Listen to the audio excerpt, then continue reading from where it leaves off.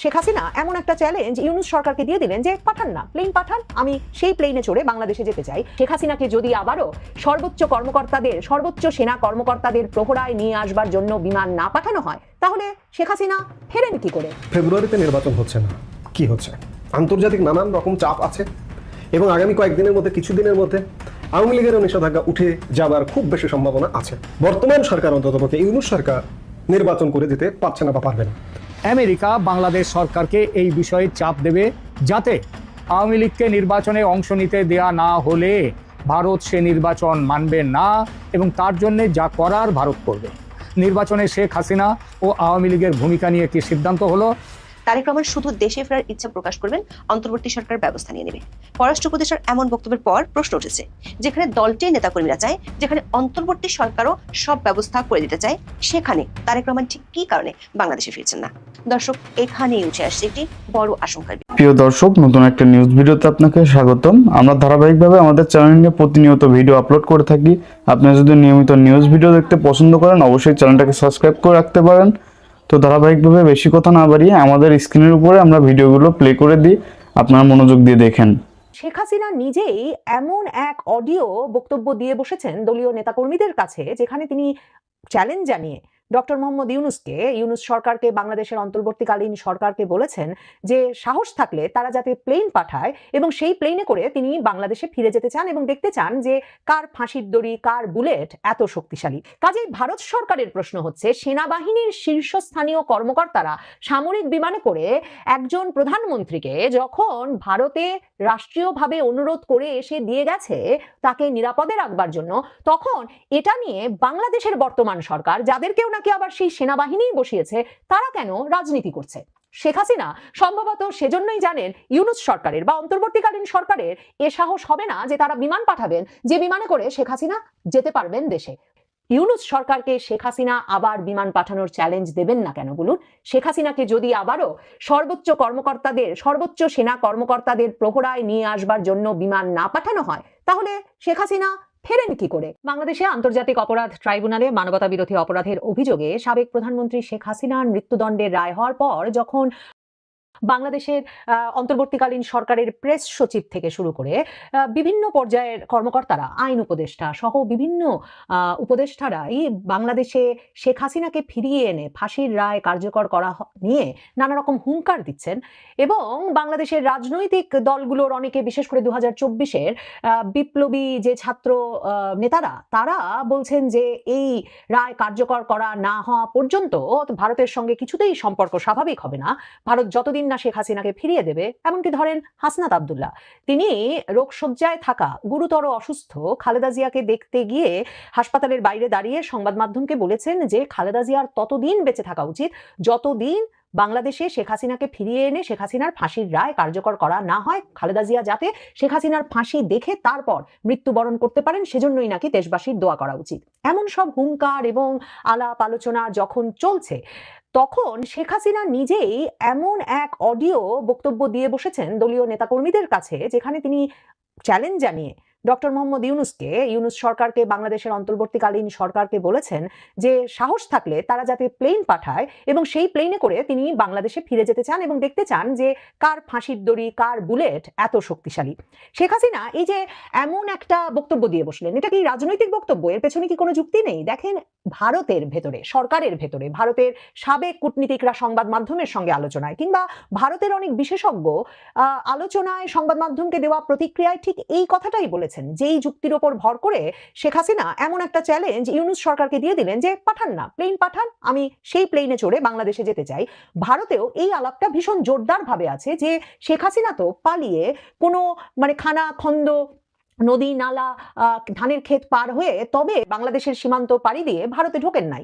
তিনি ভারতে এসেছেন বাংলাদেশের সামরিক বিমানে, এবং বাংলাদেশের সামরিক বিমান ভারতের আকাশ সীমায় ঢুকবে, এয়ার স্পেসে ঢুকবে, সেটি নিশ্চিত করতে ভারতকে বাংলাদেশের তরফে রাষ্ট্রীয় পর্যায়ে অনুরোধ জানানো হয়েছে এবং সেই অনুরোধের প্রেক্ষিতে ভারতের শীর্ষ পর্যায় থেকে নির্দেশনায় এবং সিদ্ধান্ত গ্রহণের প্রেক্ষিতে সেই আকাশ সীমা খুলে দেওয়া হয়েছে এবং বাংলাদেশের একটা সামরিক বিমান, যেই বিমানে করে শেখ শেখ হাসিনা এবং শেখ রেহানাকে গণভবন থেকে ভারতে নিয়ে আসা হয়েছে, সেই বিমানটিকে ঢুকতে দেওয়া হয়েছে। শুধু কি তাই, 5ই আগস্ট শেখ হাসিনা যখন গণভবন ছেড়ে ভারতের সীমায় ঢুকেছেন, তখন তো সেই বিমানে সামরিক বিমানে তিনি এবং শেখ রেহানা ছাড়াও বাংলাদেশের শীর্ষস্থানীয় সামরিক কর্মকর্তারা ছিলেন। এবং কারা ছিলেন সেই শীর্ষস্থানীয় কর্মকর্তা, সেটা বাংলাদেশের আগঢাক করা হলেও যেমন শেখ হাসিনা জানেন, শেখ রেহানা জানেন, সেনাবাহিনীর শীর্ষ কর্মকর্তারা জানেন, ঠিক তেমনি তো সেই বিষয়টি ভারত সরকারও জানে। কাজেই ভারত সরকারের প্রশ্ন হচ্ছে, সেনাবাহিনীর শীর্ষস্থানীয় কর্মকর্তারা সামরিক বিমানে করে একজন প্রধানমন্ত্রীকে যখন ভারতে রাষ্ট্রীয়ভাবে অনুরোধ করে এসে দিয়ে গেছে তাকে নিরাপদে রাখবার জন্য, তখন এটা নিয়ে বাংলাদেশের বর্তমান সরকার, যাদেরকেও নাকি আবার সেই সেনাবাহিনীই বসিয়েছে, তারা কেন রাজনীতি করছে? শেখ হাসিনা সম্ভবত সেজন্যই জানেন ইউনূস সরকারের বা অন্তর্বর্তীকালীন সরকারের এ সাহস হবে না যে তারা বিমান পাঠাবেন যে বিমানে করে শেখ হাসিনা যেতে পারবেন দেশে। বাংলাদেশ সরকার একটা নোট ভার্বাল পাঠিয়েছে ভারত সরকারকে, যেই নোট ভার্বাল, এরকম একটা নোট ভার্বাল কূটনৈতিক যোগাযোগের একদম একটা খুবই প্রাথমিক পর্যায়, এবং এরকম একটা চিঠি বাংলাদেশ সরকার ভারত সরকারকে শেখ হাসিনাকে বিচারের মুখোমুখি করতে যাতে প্রত্যর্পণ করে দেওয়া হয়, সেরকম একটা চিঠি ডিসেম্বরেও পাঠিয়েছিল ভারত সরকার। তখনও বলেছিল যে তারা দেখছে, চিঠিটা মানে খতিয়ে দেখছে। এবারও বাংলাদেশ সরকারের চিঠি পেয়ে ভারত সরকার সেই প্রতিক্রিয়াই জানিয়েছে, ভারতের পররাষ্ট্র মন্ত্রণালয়ের মুখপাত্র রণধীর জয়সওয়াল সেই প্রতিক্রিয়াই জানিয়েছে যে ভারত সরকার বাংলাদেশের চিঠি পেয়েছে, তারা খতিয়ে দেখছে। বাংলাদেশ সরকারও নাটক করছেন, তারা জানেন সামরিক বাহিনীর শীর্ষ কর্মকর্তারা শেখ হাসিনাকে ভারতে রেখে এসেছেন, আর অন্যদিকে এখন তারা নাটক করছেন নোট ভার্বাল পাঠিয়ে যে ভারত থেকে তারা এই প্রক্রিয়ায় নাকি প্রত্যর্পণ করে শেখ হাসিনাকে ফেরত নিয়ে আসবেন।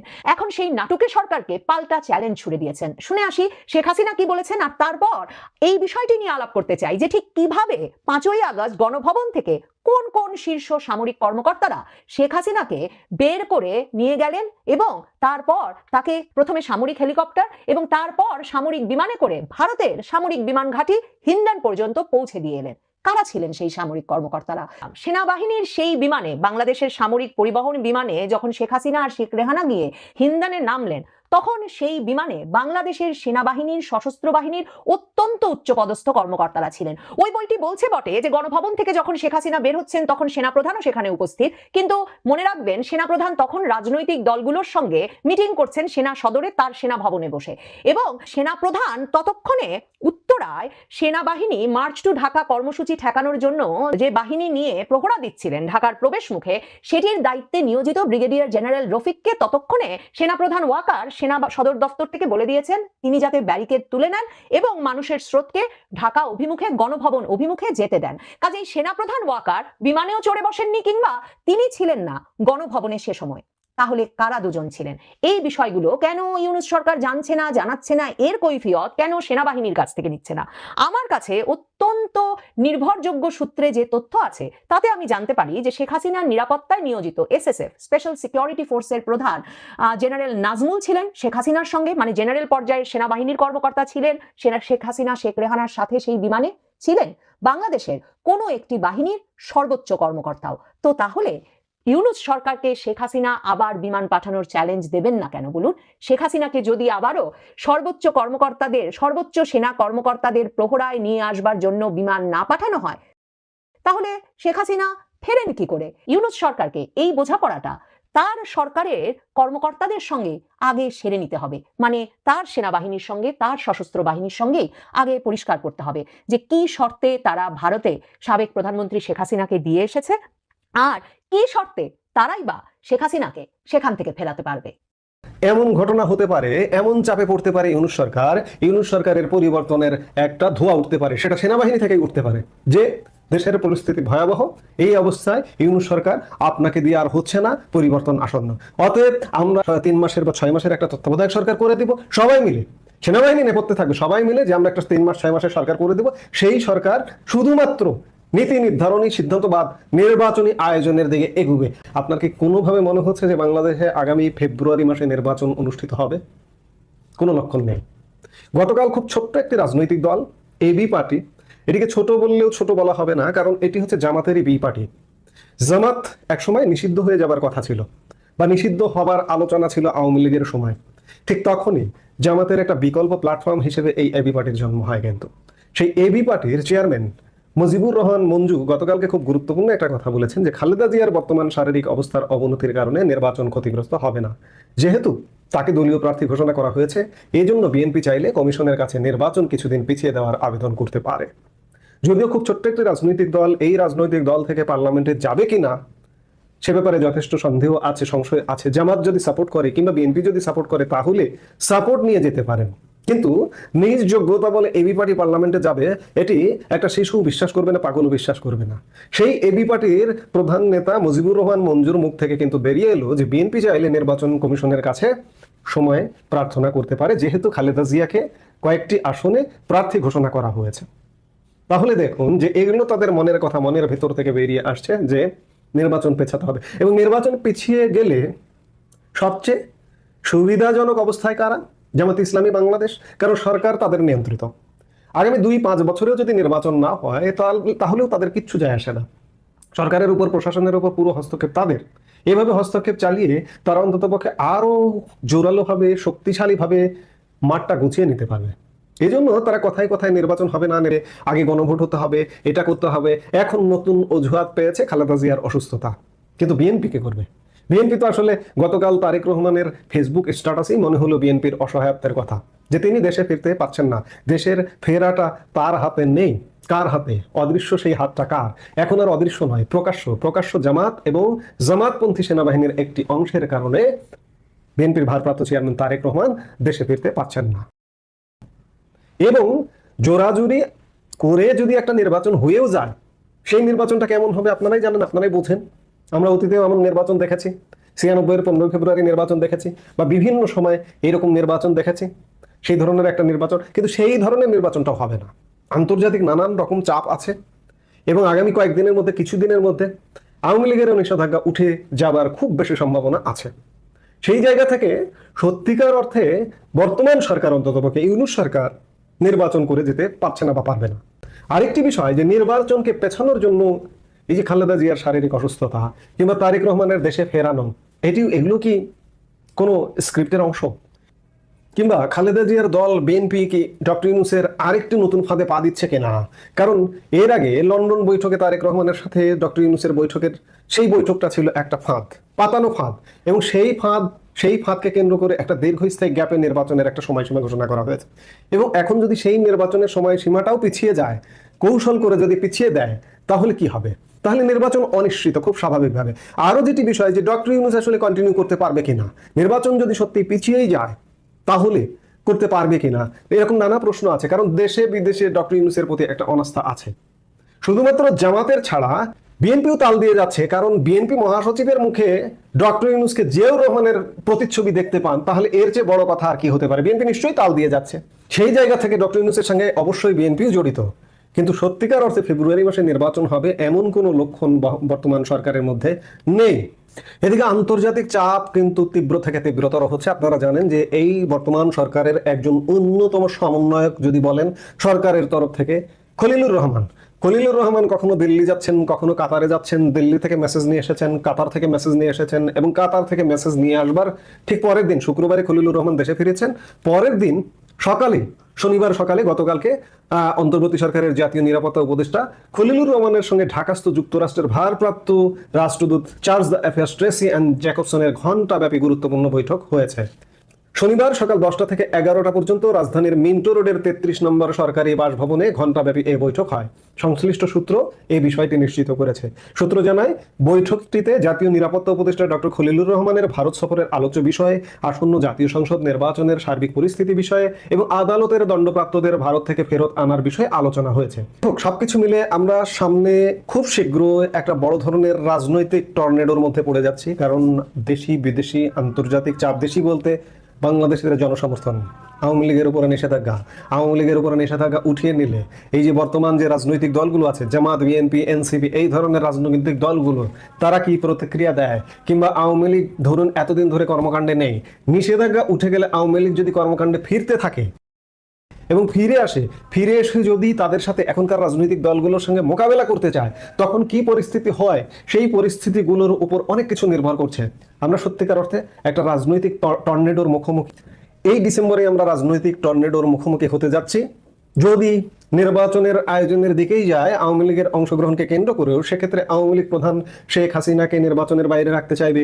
শেখ হাসিনা পরিবারের অনেককে ইতিমধ্যে সাজা দিয়েছে, তাদেরকে নির্বাচনের বাইরে রাখতে চাইবে।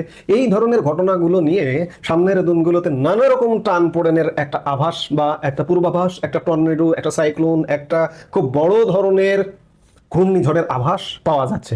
সেই জায়গায় এই টর্নেডো, এই ঘূর্ণিঝড় যদি আসে, তাহলে যে কোনো অজুহাতে ইউনূস সরকার নির্বাচনকে পিছিয়ে দিতে পারে, কিংবা এমন ঘটনা হতে পারে, এমন চাপে পড়তে পারে ইউনূস সরকারের পরিবর্তনের একটা ধোঁয়া উঠতে পারে, সেটা সেনাবাহিনী থেকেই উঠতে পারে, যে দেশের পরিস্থিতি ভয়াবহ, এই অবস্থায় ইউনূস সরকার আপনাকে দিয়ে আর হচ্ছে না, পরিবর্তন আসন্ন, অতএব আমরা 3 মাসের বা 6 মাসের একটা তত্ত্বাবধায়ক সরকার করে দিব, সবাই মিলে সেনাবাহিনী নেপথ্যে থাকবে, সবাই মিলে যে আমরা একটা 3 মাস 6 মাসের সরকার করে দেব।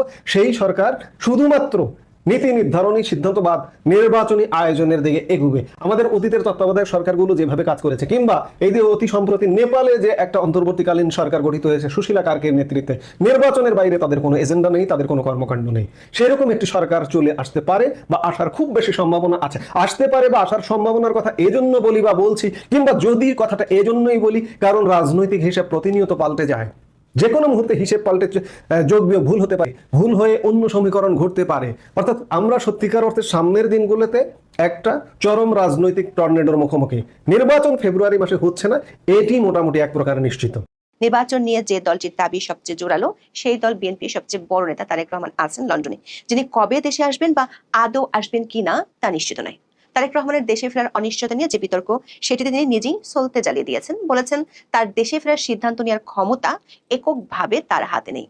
অথচ পররাষ্ট্র উপদেষ্টা বলেছেন, জনাব তারেক রহমান দেশে ফিরতে চাইলে গুনে গুনে 24 ঘন্টার মধ্যে ট্রাভেল পাস দিতে এক পায়ে দাঁড়িয়ে আছে অন্তর্বর্তী সরকার। তারেক রহমান শুধু দেশে ফেরার ইচ্ছা প্রকাশ করবেন, অন্তর্বর্তী সরকার ব্যবস্থা নিয়ে নেবে। পররাষ্ট্র উপদেষ্টার এমন বক্তব্যের পর প্রশ্ন উঠেছে, যেখানে দলটির নেতাকর্মীরা চায়, যেখানে অন্তর্বর্তী সরকারও সব ব্যবস্থা করে দিতে চায়, সেখানে তারেক রহমান ঠিক কি কারণে বাংলাদেশে ফিরছেন না? তবে তার দল থেকে বলা হচ্ছে তফসিল ঘোষণা করা হলে তিনি ফিরতে পারেন। দর্শক, এখানেই উঠে আসছে একটি বড় আশঙ্কার বিষয়। তফসিলের আগে না ফিরলে তারেক রহমান কি সংসদ নির্বাচনে প্রতিদ্বন্দ্বিতা করতে পারবেন?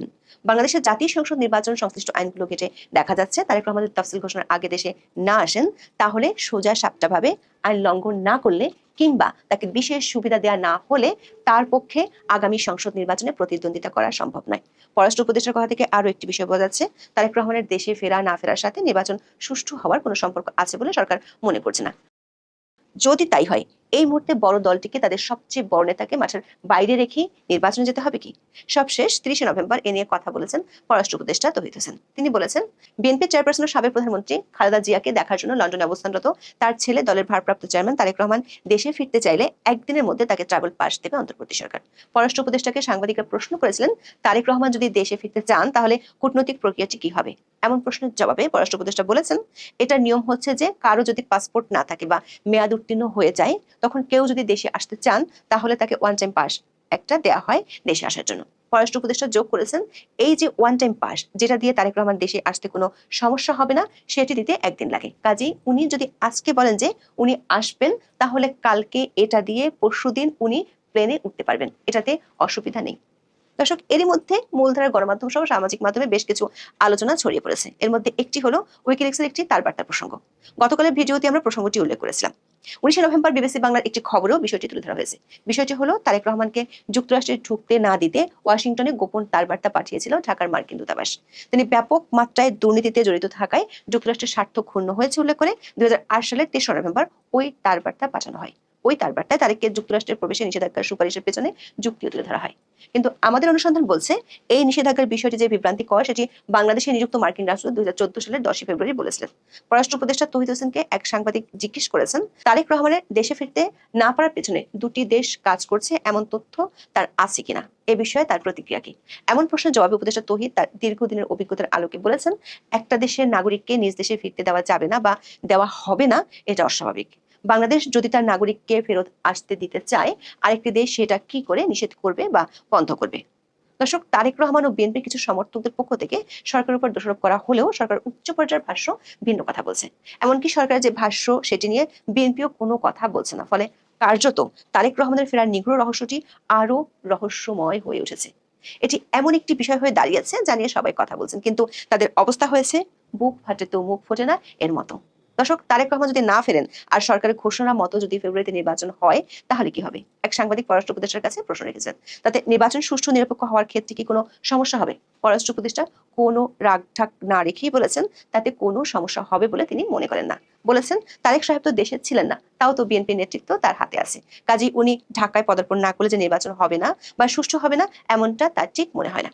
উপদেষ্টা দাবি করেছেন নির্বাচন সুষ্ঠু হবে কিনা সেটি অন্যান্য আরো ফ্যাক্টরের উপর নির্ভর করে, যেমন আইন শৃঙ্খলা পরিস্থিতি, নির্বাচন কমিশনের সফলতা ইত্যাদি। তিনি যোগ করেছেন একজন ব্যক্তির দূরে থাকা বা দেশে না থাকার কারণে নির্বাচন নষ্ট হবে বলে তিনি মনে করেন না। দর্শক, পররাষ্ট্র উপদেষ্টার এই মন্তব্য থেকে একটি বিষয় পরিষ্কার, সরকার নির্বাচন সুষ্ঠু হওয়া নিয়ে তারেক রহমানের দেশে ফেরার ব্যাপারে চিন্তিত নয়। অর্থাৎ তারেক রহমান দেশে না ফিরলেও সরকার নির্বাচন করতে চায়।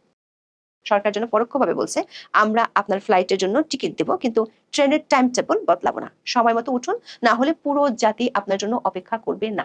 সেক্ষেত্রে বিএনপির জন্য বড় প্রশ্ন হলো দলের সবচেয়ে বড় একজন নীতি নির্ধারককে বাইরে রেখে বিএনপি ভোটের মাঠে লড়তে গিয়ে কতটা স্বস্তি বোধ করবে। তার চেয়েও বড় প্রশ্ন, দেশে না আসলে কি তারেক রহমান নির্বাচনে লড়তে পারবেন?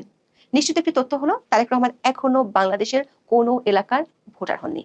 এমনকি লন্ডনে বসে তার ভোটার হওয়ার সুযোগ ছিল, কিন্তু সেই সুযোগ এখনো তিনি নেননি। সূত্রগুলো বলছে বাংলাদেশের লন্ডন হাই কমিশনের পক্ষ থেকে জনাব তারেক রহমানকে ভোটার হওয়ার জন্য অনুরোধ করা হয়েছিল, কিন্তু তিনি সে প্রস্তাব গ্রহণ করেননি। ভোটার হওয়া ছাড়া কি বাংলাদেশের আইনে নির্বাচনের প্রার্থী হওয়া সম্ভব?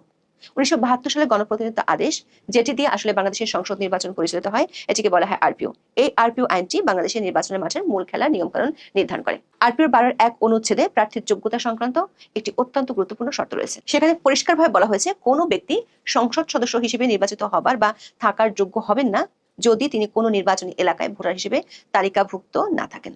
দর্শক, এটি একটি মৌলিক এবং বাধ্যতামূলক নিয়ম। অর্থাৎ আপনি যদি কোনো আসনে সংসদ সদস্য হিসেবে প্রতিদ্বন্দ্বিতা করতে চান তবে আপনাকে অবশ্যই সেই নির্দিষ্ট নির্বাচনী এলাকার চূড়ান্ত ভোটার তালিকায় নিবন্ধিত থাকতে হবে। এই নিয়মটি এতটাই কঠোর যে যদি কেউ একজন মনোনীত প্রার্থীর নাম প্রস্তাব বা সমর্থন করতে চান তাকেও ওই এলাকার ভোটার হতে হবে। তারেক রহমানের ক্ষেত্রে আইনের এই প্রয়োগটি খুবই সরল। যদি তিনি এই মুহূর্তে নির্বাচন কমিশনের তৈরি চূড়ান্ত ভোটার তালিকা অন্তর্ভুক্ত না থাকেন তাহলে তিনি প্রার্থী হিসেবে মনোনয়নপত্র দাখিল করলেও যাচাই বাছাইয়ের দিনে রিটার্নিং অফিসার কর্তৃক তার আবেদনটি বাতিল হয়ে যাবে। এটি বিচারিক ঘোষণার জন্য অপেক্ষা করে না, এটি শুধু তথ্যের ভিত্তিতে বাতিল করা হয়। এটি অনেকটা এমন যে আপনি বিয়ের কার্ড ছাপিয়েছেন কিন্তু কনের নাম লিখতে ভুলে গেছেন, ঠিক তেমনই এমপি হওয়ার সব আয়োজন করা হলো কিন্তু ভোটার লিস্টের নামটাই নেই। এটাই হলো আরপিওর 12(1) ক অনুচ্ছেদ। সব স্বপ্ন এক নিমিষেই প্রশাসনিক বাতিলের খাতায় চলে যায়। এখানে আরেকটি বিষয় দেখার আছে, একটি সংসদ নির্বাচনের আগে সবশেষ কত সময় পর্যন্ত আপনি ভোটার হতে পারবেন। দর্শক, নির্বাচনের তাফসিল ঘোষণার আগে ভোটার তালিকা হালনাগাদের একটি নির্দিষ্ট সময়সীমা থাকে। একটি নতুন অধ্যাদেশ অনুযায়ী নির্বাচনের তফসিল ঘোষণার 1 মাস আগে পর্যন্ত যাদের বয়স 18 বছর পূর্ণ হবে তারাও ভোটার হতে পারবেন। এটি নতুন যোগ্যতা সম্পন্ন তরুণদের জন্য ভালো খবর বটে, কিন্তু তারেক রহমানের মতো প্রবাসে থাকা এবং আগে ভোটার তালিকায় না থাকা ব্যক্তির জন্য নয়। সোজা কথা হলো আইনের সাধারণ নিয়ম অনুযায়ী তফসিল ঘোষণার পর কারো ভোটার হতে পারার কথা নাই। যদি ডিসেম্বর মাসের 2য় সপ্তাহে তফসিল ঘোষণা করা হয় তাহলে তারেক রহমানের হাতে সময় থাকবে মাত্র 1 থেকে 2 সপ্তাহ। তার মধ্যে যদি না ফেরেন সেক্ষেত্রে আইনের সাদামাটা বিশ্লেষণে বলা যায় তিনি ভোটার হতে পারবেন না, আর ভোটার হতে না পারলে নির্বাচনের প্রার্থীও হতে পারবেন না। তবে এক্ষেত্রে নির্বাচন কমিশন চাইলে তার ডিসক্রিশনারি ক্ষমতার প্রয়োগ করতে পারেন। বিশেষ ব্যবস্থায় তারেক রহমানকে ভোটার করতে পারেন। নির্বাচনী আইন বিশেষজ্ঞরা বলছেন সেটি হলে আইনি ঝামেলায় পড়ে যেতে পারে দুই পক্ষ এবং বিষয়টি নৈতিক দিক থেকে ঠিকও হবে না। দর্শক, তারেক রহমানের ফেরা নিয়ে এখন বিএনপির যে উদ্বেগ, নির্বাচনের তফসিল ঘোষণা হলে সেই উদ্বেগ হয়তো পরিণত হবে কে বিএনপিকে নির্বাচনী প্রচারের মাঠে সরাসরি নেতৃত্ব দিবেন। কারণ খালেদা জিয়ার শারীরিক যে কন্ডিশন তাতে তার পক্ষে অতীতের মতো টেকনাফ থেকে তেতুলিয়া পর্যন্ত ছুটে বেড়ানো